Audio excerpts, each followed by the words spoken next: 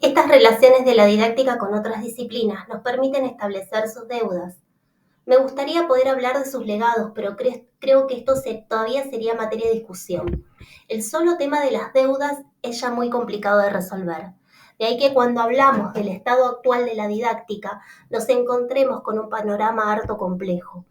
Por un lado, como antes vimos, acostumbrados a personificar a las corrientes en algunos autores, es una manera simplificada y sencilla de referirse a esta diversidad teórica. Por otra parte, podemos categorizarlas en relación con diversos programas de investigación científica, muchos de ellos no originados estrictamente dentro de la didáctica, sino construidos sobre la base de enfoques o corrientes nuevas que aparecen en otras disciplinas. Los distintos proyectos de investigación científica que coexisten en el interior de la psicología constituyen un caso, pero también ejercen su influencia en las discusiones internas, por ejemplo, en el campo de la matemática, la historia o la geografía, que no están necesarias ni exclusivamente referidas solo a la enseñanza de estas disciplinas, esto es, a sus didácticas. Divergencias entre teorías científicas en una disciplina también producen una impronta y generan a su vez nuevas corrientes que, nacidas desde una didáctica especial, a veces pretenden, intentan o logran ocupar el campo de la didáctica general y desde allí incluso extenderse a otras didácticas especiales. Hay algunas otras influencias que también penetran en el campo de la didáctica y que definen en buena medida la construcción de algunas de sus corrientes contemporáneas. A partir del movimiento denominado reconceptualización del currículum, que se inicia en la segunda mitad de la década de los años 70, hay una reconsideración de la importancia que tienen las distintas líneas o teorías filosóficas, sociológicas o políticas, que se afirma deben ser retomadas con el objetivo de reconstruir la teoría del currículum, que es un objeto de conocimiento central sin duda de la didáctica. Diversos autores observan entonces que la conceptualización de los problemas curriculares carece de marco teórico amplio y que las grandes concepciones filosóficas, políticas y sociológicas parecen encontrarse ausentes en la producción didáctica. Esto conduce a la introducción explícita de nuevas perspectivas en el campo de la teoría del diseño y el desarrollo del currículum, tales como la fenomenología, el marxismo y el neomarxismo, el estructuralismo, el psicoanálisis, la crítica social y política, entre otras. Y todo ello con referencia a uno de los temas nucleares más importantes en nuestra época, en la didáctica, el currículum, lugar geométrico donde se reúnen todos los desarrollos teóricos que ha venido realizando la didáctica desde los principios de siglo. Se trata pues de un tema privilegiado, de un objeto en torno del cual la polémica define no solo la concepción apropiada de este objeto, sino los modos de construcción, el tipo de enunciado y los referentes principales de la disciplina. Hasta aquí entonces, si nos proponemos categorizar y explicar el campo de las corrientes actuales de la didáctica, tiene que tomar en cuenta la influencia de los programas de investigación científica de algunas disciplinas, en particular la psicología. En segundo lugar, la de distintas disciplinas que, a partir de diversas didácticas especiales, se extrapolan a la didáctica general. En tercer lugar, las corrientes filosóficas, cuya importancia creciente en el tratamiento didáctico se manifiesta en la lectura de los textos actuales, que tratan de dar un enfoque más general acerca de la disciplina y no solo de algunos temas específicamente demarcados por la tradición de la didáctica. Entre ellos encontramos los enfoques epistemológicos que influyen en los métodos de investigación que se utilizan en el desarrollo de la didáctica, como se observa en la polémica acerca del empleo en la investigación de métodos cuantitativos y cualitativos, experimentales y etnográficos, por ejemplo. Así como el pensamiento de distintos autores acerca de la naturaleza del conocimiento científico, su relación con otros tipos de conocimiento y el esfuerzo por definir el campo cubierto por nuestra disciplina y su propio estatus epistemológico. Tampoco se puede soslayar la importancia de una profusa producción de trabajos realizados en el marco de la filosofía analítica que contribuyeron en su momento a despejar el campo del discurso didáctico. Muchos de los problemas planteados por el uso frecuente de lemas pedagógicos En cuarto lugar, es imprescindible mencionar la importancia de los aportes provenientes de las diversas corrientes del pensamiento sociológico y de la ciencia política. Para describir la situación actual de nuestra disciplina partiremos de una afirmación, en verdad muy fuerte, como hipótesis de trabajo. El campo de la didáctica es reconocido y demarcado por los didactas, pero es un campo difícilmente reconocido por otras disciplinas. La didáctica constituye un campo cuya demarcación no es clara. Cuando se mencionan campos disciplinarios es frecuente que la didáctica no sea mencionada, aun cuando esté lejos de ser una nueva ciencia.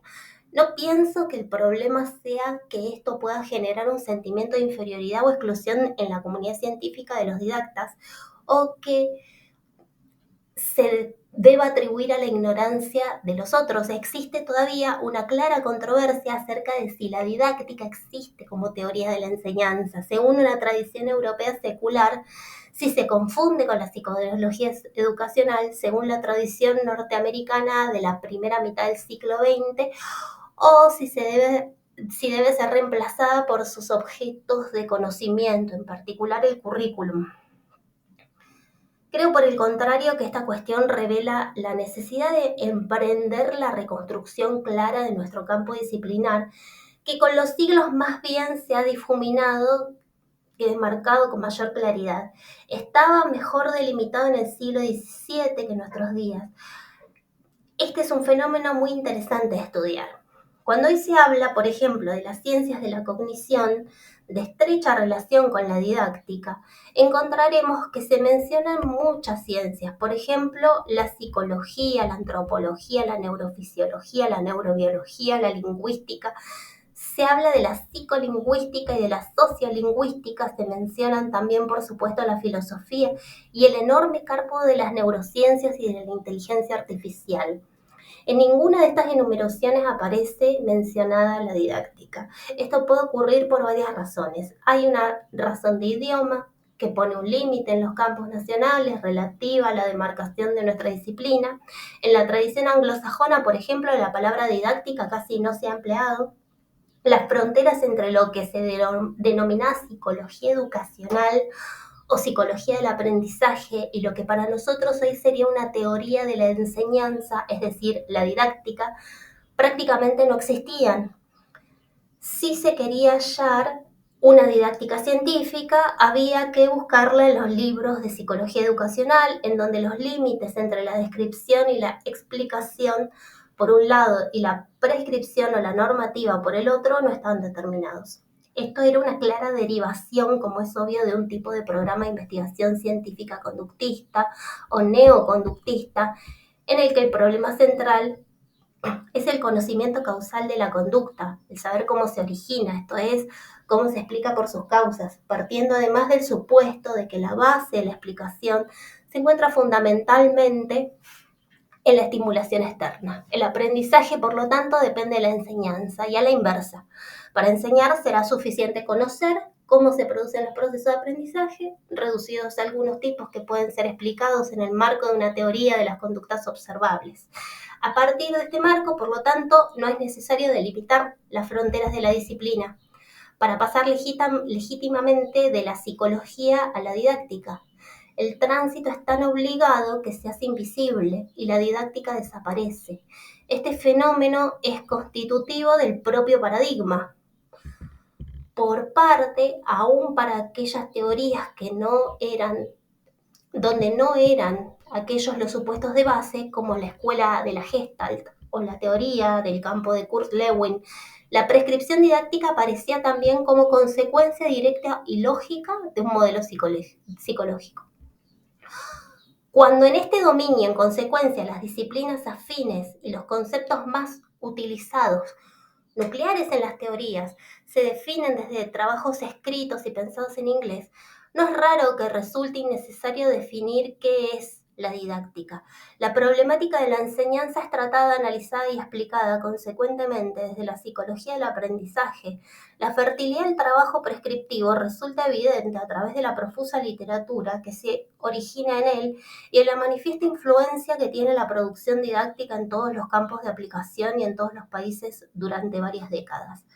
Pero la introducción a la reflexión y el estudio de los procesos educativos, y en particular de los que ocurren en la escuela, de otros enfoques disciplinarios, así como la crisis del paradigma conductista cuando es tomado con exclusividad como marco teórico explicativo, conduce a la adopción de una nueva demarcación, asociada esta vez con el estudio de dos complejos objetos como son para algunos el currículum entendido como concentrador de la temática didáctica o para otros la escuela, en tanto microcosmos institucionalizado de un proyecto social, ambos objetos por ende estrechamente relacionados.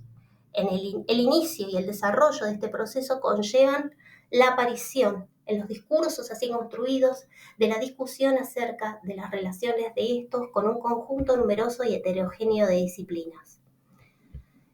En este mismo terreno, la didáctica aparece un poco más tarde, pero con los nombres de una teoría de la enseñanza o de una filosofía de la enseñanza. La enseñanza como proceso diferenciado del aprendizaje se convierte en objeto propio del conocimiento de esta disciplina. En el desarrollo de las teorías didácticas encontramos que tienen importancia decisiva los trabajos hechos en microsociología, en antropología y en lingüística. Sin embargo, ellos toman el campo de la enseñanza y de hecho continúan tomándolo desde fuera de la didáctica. Comienzan a ocuparse de lo que sucede fundamentalmente en la escuela, se interesan por conocer el objeto de enseñanza escolar, en tanto es significativo desde un punto de vista sociológico o en particular porque es uno de los ámbitos de trabajo para los antropólogos que estudian instituciones con una nueva metodología de investigación. También algunos lingüistas encuentran allí la posibilidad de analizar procesos de aprendizaje de la lengua que en una situación de laboratorio se hubieran visto más distorsionados y dan por aceptado, por lo tanto, que es más natural trabajarlos en el campo. Esto es la escuela, donde además, como objeto adicional, tienen la oportunidad de investigar ese otro objeto importante de estudio constituido por las interacciones lingüísticas entre docentes y alumnos. Los sociólogos que se ocupan del currículum y de la institución escolar lo hacen desde la microsociología por su relación con la macrosociología y en razón de que esta articulación les sirve de principio en la explicación de procesos macrosociológicos. Inician sus estudios sobre la escuela y sus instituciones internas y externas. Ven a la escuela como una organización interesante para analizar procesos que, si bien desde un nivel macro podían ser explicados de diferentes maneras, en la escuela, como lugar de formación instituido por la sociedad, encontraban un lugar privilegiado de estudio. Los didactas, que hasta ese momento eran los únicos que se ocupaban de lo que el maestro hacía en la clase, encuentran que ese objeto de estudio propio es tema de interés para personas que provienen de otros campos disciplinarios, con lo cual se plantean algunos problemas. En mi opinión, los problemas no consisten precisamente en que los didactas salgan a disputar el campo. Creo que lo que sí ocurre es que aprenden con dificultades a utilizar los hallazgos, esto es, las teorías provenientes de otras disciplinas. Así es como hoy, cuando se trabaja en cuestiones relacionadas con la tela, o con la teoría o la práctica del diseño del currículum, o en el análisis institucional de la escuela, cuando se trata de explicar los procesos de enseñanza, se desarrollan proyectos de evaluación, cuando se trata de explicar las relaciones que tienen las instituciones escolares con la sociedad y con la cultura en general, el didacta sabe que tiene que utilizar necesariamente las teorías provenientes de otros campos. Somos pues deudores de esos campos, somos fuertes deudores. Debemos preguntarnos entonces si la relación es de reciprocidad, si también la didáctica entrega teoría a esas disciplinas. Si la respuesta a esta pregunta es negativa, es posible que este sea un indicador de los problemas más serios de la didáctica actual. Es posible que los antropólogos afirmen que no son deudores de los didactas, o quizás ocurra lo mismo con los psicólogos, pero que ellos afirmen esto no implica necesariamente que la deuda no pueda existir en el futuro o que no exista ya en el presente. En todo caso, sí es altamente probable que no haya conciencia de la vinculación disciplinaria. De ser esto así, habría evidencia que apoya nuestra hipótesis acerca de la falta de visibilidad de la didáctica como disciplina y ofrece un principio de explicación para que ello ocurra. La didáctica es actualmente una disciplina en busca de identidad. Esto lo dice Camiglioni en 1994. Es esta una cuestión que está lejos de ser irrelevante en el campo de las ciencias sociales, considerando en su conjunto, porque a pesar de los múltiples intentos en la historia de este campo de reconocimiento tendientes a consolidar límites entre las disciplinas que lo componen, las fronteras se orientan actualmente a confundirse entre ellas y a desaparecer. Es mal momento para establecer la identidad a partir de las diferencias relativas respecto de las otras disciplinas y quizás sea hora más bien de ocuparse de establecer vínculos armoniosos en lo familiar. Probablemente el enfoque de mayor valor constructivo de la identidad de la didáctica resulte un producto de su estilo de construcción, del tipo de enunciados y del uso que efectúe de los aportes de las distintas ciencias que se ocupan de unos objetos sociales sólidos y consistentes que son compartidos por varias ciencias diferentes. Es probable que este deba ser un rasgo general que deba compartir a su vez con las otras ciencias sociales. Pero, además de los que ya fuimos mencionando antes,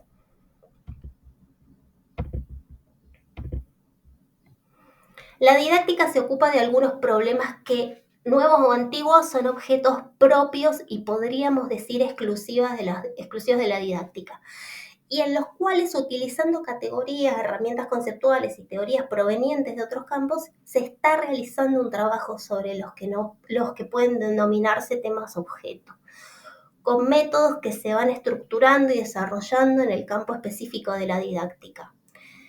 Entre ellos podemos mencionar, por ejemplo, y entre otros, los estudios sobre el pensamiento del profesor, los trabajos con teorías implícitas de los alumnos, los estudios sobre estrategias de enseñanza, las comparaciones de diseños alternativos de reprogramación, los trabajos sobre evaluación de los aprendizajes y de la gestión institucional, y en todos los casos, la relación entre teoría y acción pedagógica y entre explicación y prescripción didáctica. Se ha producido la ruptura conceptual entre los procesos de enseñanza y aprendizaje, abandonando un lema pedagógico, el proceso de enseñanza-aprendizaje como objeto de conocimiento de la didáctica y como propósito de la acción educativa, que en su momento pudo ser significativo, pero que en las últimas décadas se habría convertido en un obstáculo para la comprensión, la explicación y la formulación de la normativa didáctica. Se parte ahora de la idea de que se trata de dos procesos claramente delimitados, diferentes y hasta contradictorios en muchos casos. Sobre la base de esta diferencia, la didáctica se está constituyendo como una disciplina, con un objeto que se puede definir de maneras distintas porque es polisémico, pero que constituye un objeto sólido de conocimiento y de acción. Nuestra disciplina es una teoría de la enseñanza, heredera y deudora de muchas otras disciplinas. Pero el término didáctica tiene un significado mucho más fuerte como adjetivo, atributo de un cierto tipo de enseñanza, que como disciplina. Una interpretación usual, incluso entre otros campos disciplinarios afines y de los cuales la didáctica debiera ser una fuerte asociada, como es el caso de las ciencias de la cognición. De ella toma teorías y conceptos en préstamo, pero para dichas ciencias la didáctica no constituye una fuente productora de conocimientos. Y si esto ocurre en cuanto a la representación social y no con la mayor frecuencia también científica acerca de la disciplina, es grave. Cuando en el campo de las ciencias de la cognición, al que la didáctica debiera pertenecer con todo derecho, se habla de temas relacionados con una buena enseñanza, se dice que habría que crear una disciplina para tratar ese tema. Y dado que las disciplinas que terminan en ica, como la ética, la política, la técnica, son aquellas que tienen que ver con la poiesis o con la praxis, pues son disciplinas de aplicación o de acción, y que el objeto sobre el cual se está trabajando es la cognición. Para que se ocupe de la producción de cognición, se propone la creación de una nueva disciplina llamada cognítica, Kremer-Marietti, 1994. He entendido que cognición no es exactamente lo mismo que conocimiento. Es un concepto más amplio que puede implicar también conocimiento no consciente, cuestión tampoco ajena a la didáctica. En este tiempo, la didáctica efectivamente se encuentra en un momento en el cual parece actuar como receptora de un sinnúmero de influencias de otras disciplinas. Lejos de criticar a los deudores, es menester reconocer el valor de la deuda, porque gracias a esta la didáctica ha podido generar un corpus significativo de conocimiento. El desarrollo de la epistemología es fundamental para la didáctica, no solo en el sentido de que antes se mencionó, sino también para el trabajo que la didáctica tiene que hacer sobre el conocimiento, que es precisamente lo que se transmite a través de la enseñanza.